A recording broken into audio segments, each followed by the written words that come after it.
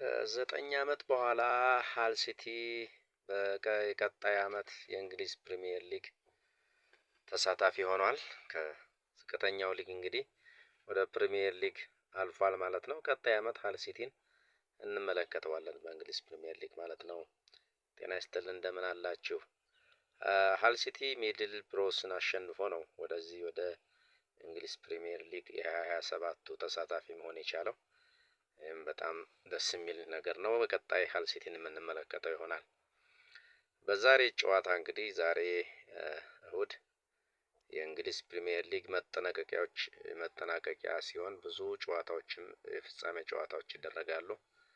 የፍጻሜው ጨዋታ ይሆናል ማለት ነው። የ2026 የእንግሊዝ ፕሪሚየር ሊግ በይፋ ዛሬ በብዙ ጨዋታዎች ፍጻሜውን ያገኛል።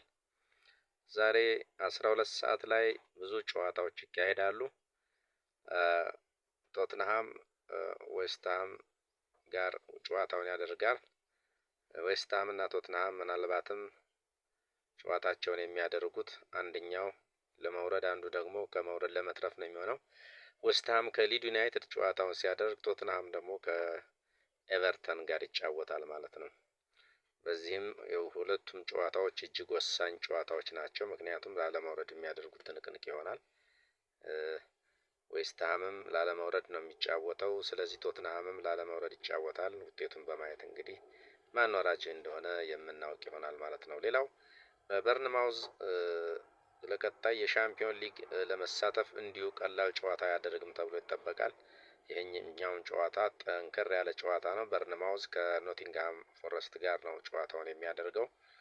ይሄኛውም ደግሞ በርንማውዝ በቀጣይ በአውሮፓ ውድድሮች ላይ ለመሳተፍ ከፍተኛ ትንቅንቅ ያደርጋል ማለት ነው።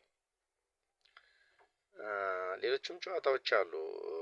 ብራይተን ከማንቸስተር ዩናይትድ የሚያደርጉትም ጨዋታ እንዲሁ ተጠባቂ ነው። ምክንያቱም ማንቸስተር ዩናይትድ እንኳን ሶስተኛነቱን አረጋግጧል። ነገር ግን ብራይተን አሁንም የቻምፒየንስ ሊግ ቀጣይ ለመሳተፍ ይህንን ጨዋታ አጥብቆ ይፈልገዋል። ስለዚህ ጨዋታው ተጠባቂነትን አግኝቷል ማለት ነው።